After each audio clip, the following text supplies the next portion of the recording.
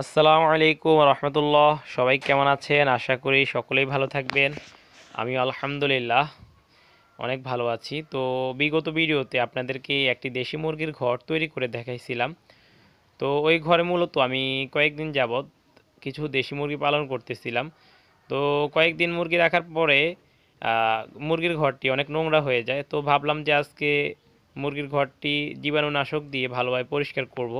এর জন্যই মূলত আজকে আপনাদের সাথে ভিডিওটি শেয়ার করা, আপনাদেরকে দেখাবো কিভাবে জীবাণুনাশক দিয়ে মুরগির ঘরগুলোকে পরিষ্কার করতে হয়। আপনি যদি আপনার মুরগির ঘরগুলোকে কয়েকদিন পর পর জীবাণুনাশক দিয়ে পরিষ্কার না করেন, তাহলে কিন্তু আপনার মুরগিগুলো ভাইরাসে আক্রান্ত হয়ে যেতে পারে।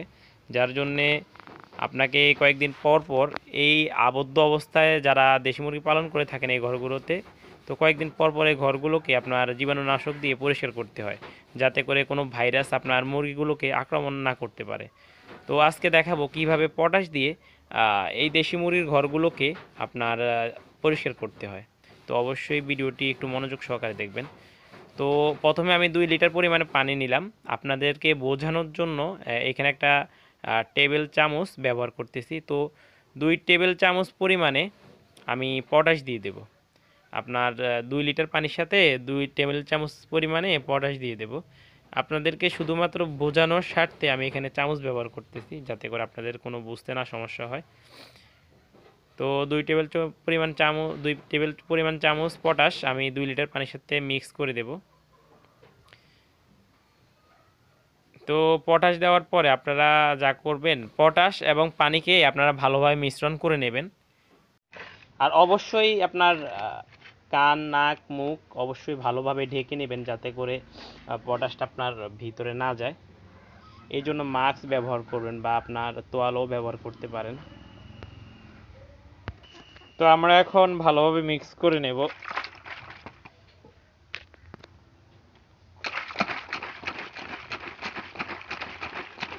তো আমার যে স্প্রেটা, এটা খুব ভালো একটা স্প্রে।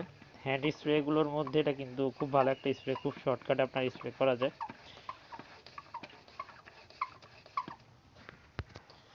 তো দেখেন, আসলে আমার দেশি মুরগির ঘরটা অনেক নোংরা হয়ে গেছে। এখন আমি এটাতে স্প্রে করবো ভালোভাবে। আপনারা চোখ এবং মুখের দিকে খেয়াল রাখবেন এবং নাকের দিকে, যাতে করে আপনার পানিটা চোখ, নাক, মুখের মধ্যে না পড়ে। যেহেতু এটা পটাশ, পড়লে হয়তো বা সমস্যা হতে পারে। এর জন্য অবশ্যই খেয়াল রাখবেন।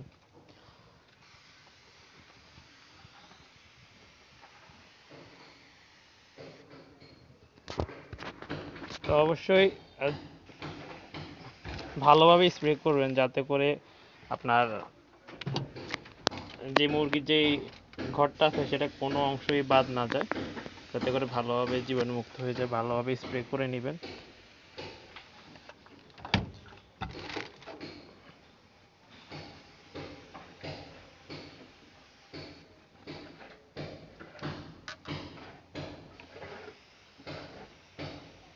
তো আমার যে স্প্রে যেটা আছে, এটার পানিগুলো কিন্তু অনেক দূর পর্যন্ত যায়। এটা কিন্তু খুব ভালো একটা স্প্রে বোতল। আপনার চাইলে এগুলো নিতে পারেন। এটা আমার কাছ থেকে 300 টাকা নিয়েছে। আপনার চাইলে আপনাদের পার্শ্ববর্তী মার্কেট থেকে নিতে পারেন। ভালোভাবে স্প্রে করবেন। স্প্রে করে দিছি, আরও ভালোভাবে করব। তো ভিডিওটা অনেক লম্বা হয়ে যাবে, যার জন্য দেখাইতে পারতেছি না। তো অলরেডি আমার খামারের কাজ চলতেছে।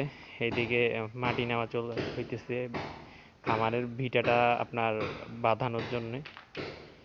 তো আশা করি অবশ্যই সবাই সাপোর্ট করবেন, যাতে করে আমি আপনাদেরকে ভালো কিছু দিতে পারি এবং খামার সম্পর্কিত যেসব তথ্যগুলো আছে সেসব তথ্যগুলো আপনাদের মাঝে পৌঁছে দিতে পারি।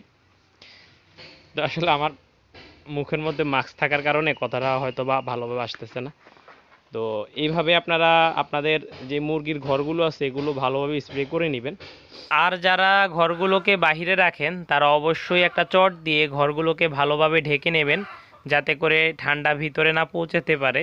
যেহেতু এখন শীতকালীন সময়, আপনার মুরগিগুলো যদি একবার ঠান্ডা লেগে যায়, তাহলে কিন্তু মুরগিগুলোকে বাঁচানো প্রায় অসম্ভব হয়ে পড়ে।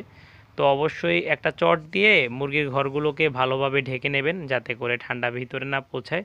আর অবশ্যই মুরগিগুলোর যত্ন নেবেন।